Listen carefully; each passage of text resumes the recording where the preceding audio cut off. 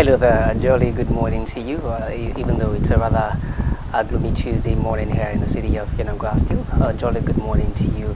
Thank you plenty for staying with us on the paper review segment of our daily podcasting here at Niger Live Television. My name is Henry Ahamuefula, and let's start you off this morning with what's trending nationally as we check out the Vanguard paper. And the lead story on the Vanguard paper is around the Senate primaries, particularly that of the APC with Okowa and Biodun Ozodinma scaling through.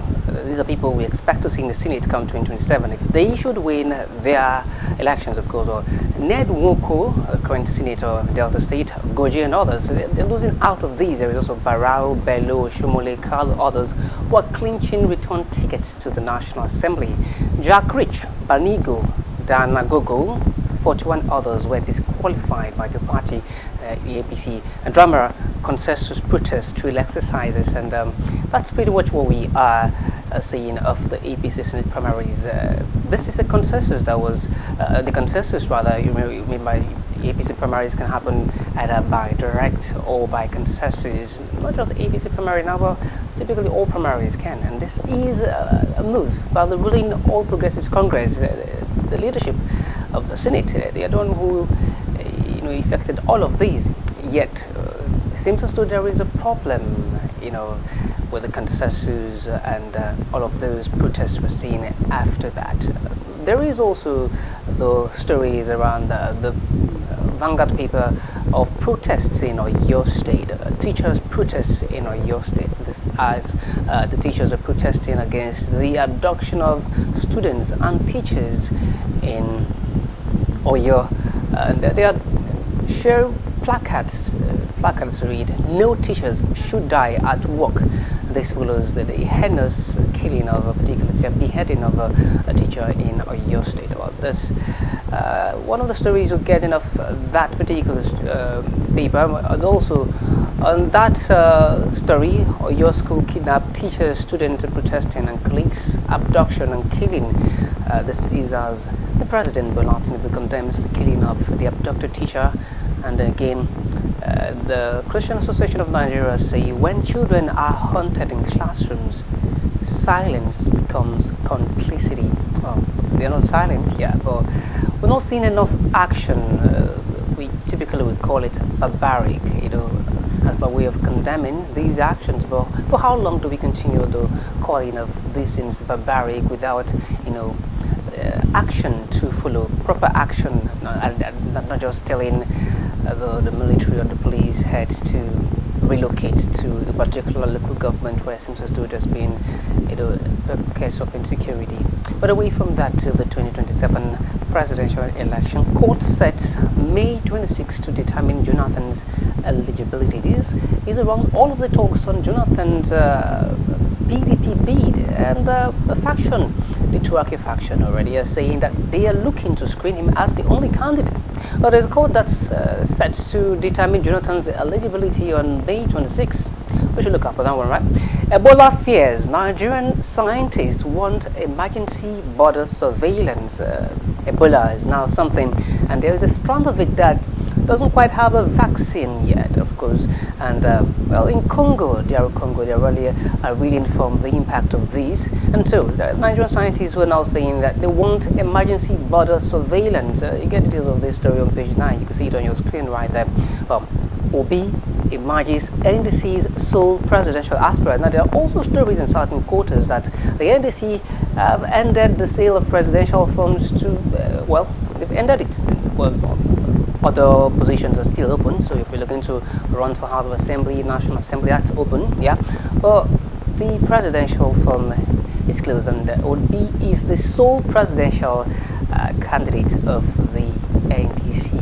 Very likely Obi Kwankwaso ticket. That's what we're seeing. Come 2027, it will be an interesting race with the likes of Sheyi Makinde, the likes of Atiku Amechi, the likes of Obi himself. And I mentioned earlier, good luck Jonathan if he emerges the PDP consensus candidate, right? And then Tinubu. Maybe a 5-horse race in lieu of a 3-4 horse race we saw in 2023. Maybe a 5-horse race, 5 major candidates. 2027 really would be an interesting time. We all will stay alive and hopefully we'll also get to cast our votes. Well, above the nameplate of the Vanguard paper, Ocean Government Accord Party raised alarm over planned mass arrest of officials and leaders. That's a story also immediately above the nameplate of Vanguard paper. Phone tapping charge. Court grants El-Rufai 100 million naira bail, and also, well, allegedly he's been rearrested by the DSS. The family is now coming out to cry out, say, how come? What's happening after granting of bail? One too many times we hear of the granting of bail, yet again a rearrest. On what charges this time? Many would want to ask. A jury begins deliberations in Alison Madueke's alleged bribery trial. That's in the United Kingdom, right? Diaspora remittances stabilize at $21.8 billion in 2025 amid global pressure. Is also a story you're getting off the Vanguard paper this morning. And quickly, we'll leave the Vanguard paper and we'll check out what the New Telegraph paper has got for us this morning. The New Telegraph paper starts with the Christian Association of Nigeria saying kidnappers are turning Nigerian classrooms into hunting grounds. They say Oyo teachers also protest colleagues' abduction, killing, and also shot schools. And Tinubu condemns killing, assures of others rescue, and also urges the National Assembly to accelerate process of creating state police. We're ready to listen to the abductors but won't give in to terror, says Governor of Oyo State, Sheyi Makinde. Something caught my attention right there. The President Tinubu urging the National Assembly to accelerate process of creating state police. Something that we could not achieve at the federal level. I mean, proper security. Would we achieve this when it's divided and then the state governors are the one who's responsible? I mean, absolutely responsible now for policing their state. Until that comes to fruition, yeah, we may not be able to tell certainly. Court, okay, fixes May 26th. That's the story we already took. Our presidency, ADC shifts Atiku Amici and Hayatuddin screening to tomorrow is a story that's also on the New Telegraph paper, right? And CBN, Nigerians' appetite for imported food down as value dips 16.3% to $4.93 billion. Digital tax. Federal government unveils ombud platforms to boost confidence. It's also a story you're getting of the New Telegraph this morning. And the Chief of Army Staff says Nigeria's security environment complex and dynamic. This is also a story that's contained on the New Telegraph. The riders are rather too tiny to see. Well, Obi frowns at Tinubu's $11.6 billion debt servicing plan, and also that's a story you get off the New Telegraph this morning. APC senatorial primaries, the way they take theirs, they say Omo Agege, Nwoko, Chocho, Imasun lose tickets. We'll leave this paper and touch on the Punch paper this morning, and it's also reporting around the APC Senate primaries with Daniel Amosun, Richards crashing, and Abiodun Ozodinma Bello winning. And away from that to a story that's contained on page 9 of the Punch paper. Lagos plans end to disco band classification. And outside of our shows on the US-Iran crisis, Nigerian crude nears $120. The impact of that, right? Yes. Lagos shawarma vendor shot dead by suspected cultists is also a story you get on pages 4 and 5. Tax reform. Federal government opens free dispute settlement channels. Jonathan, AGF opposed 2027 eligibility suit. Page 12 has details of that story.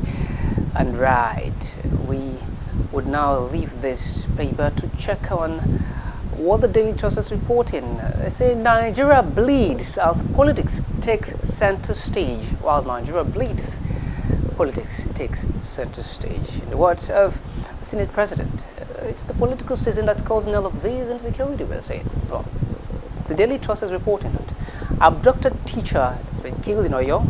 much like what we've seen in other papers. 7 soldiers also in Sokoto State. Someone is sending a letter to the president. Mohammed Ibrahim is sending a letter to the president. He says he's doing this for Bauchi APC concerned stakeholders.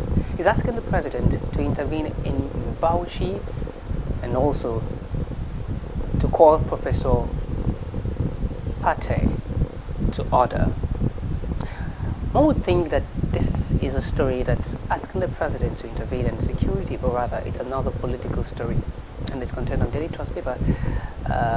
Immediately after, beneath rather, the masthead of the paper, 91 days after, El Rufai remains in detention.